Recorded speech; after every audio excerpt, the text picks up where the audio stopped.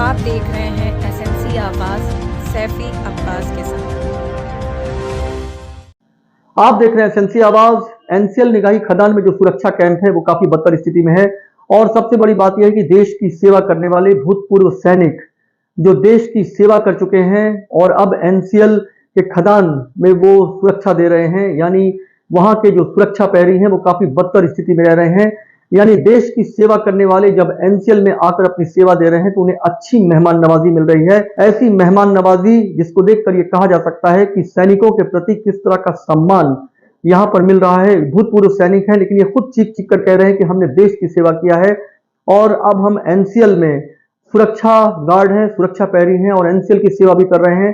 हम रात भर जागकर खदान के कीमती उपकरणों को बचाते हैं, लेकिन उसके बाद भी 2 वक्त सुकून का बिताना भी दुश्वार है।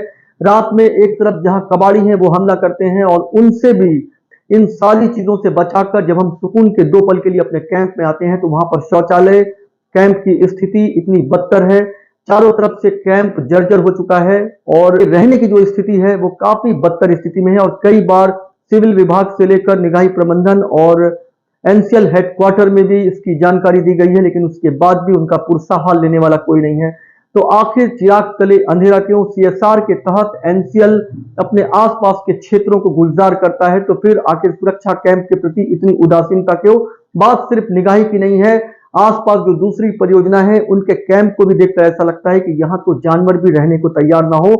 फिर इस तरह से जो सुरक्षा दे रहे हैं, जो भूतपूर्व सैनिक हैं, जो देश का सम्मान है, आखिर उन्हें यहां इस तरह से क्यों रखा गया है और आखिर उनका पुरसहाल लेने वाला कोई क्यों नहीं है?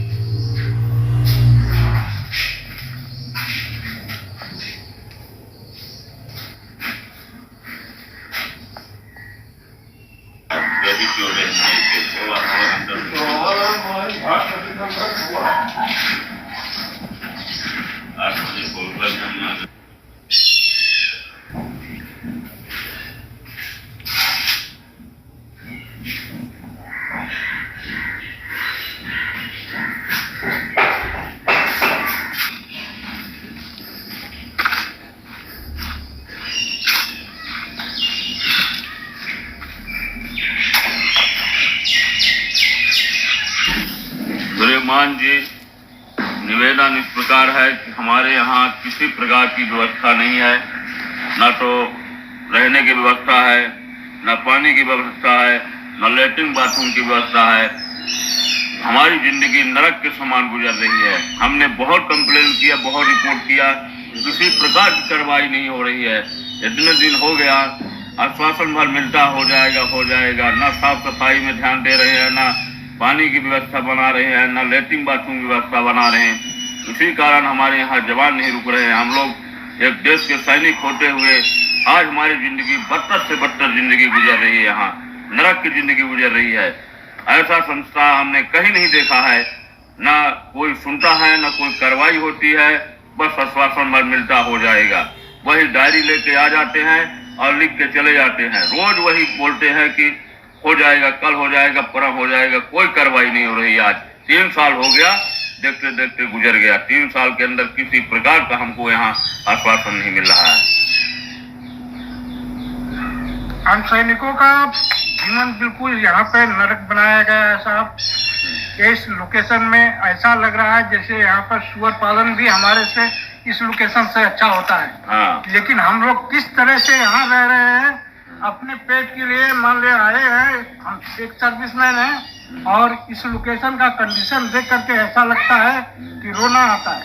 कोई अधिकारी हमारे इस प्रॉब्लम को सॉल्व नहीं करता है, नहीं सुनता है। हर अधिकारी आता है, घूम करके देख करके चला जाता है, इसके ऊपर कोई एक्शन नहीं होता। श्रीमान जी बताइए, हम लोग किस तरह से इस लोकेशन में अपना गुजर बसर करें?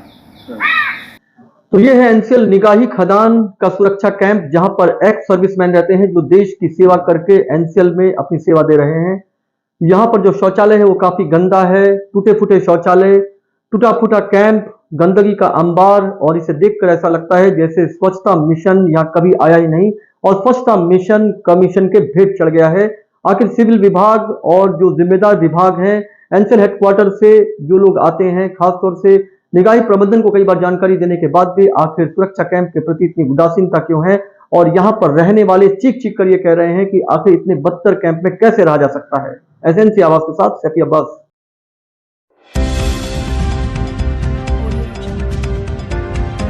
आप देख रहे हैं एसएनसी आवाज सैफी अब्बास के साथ।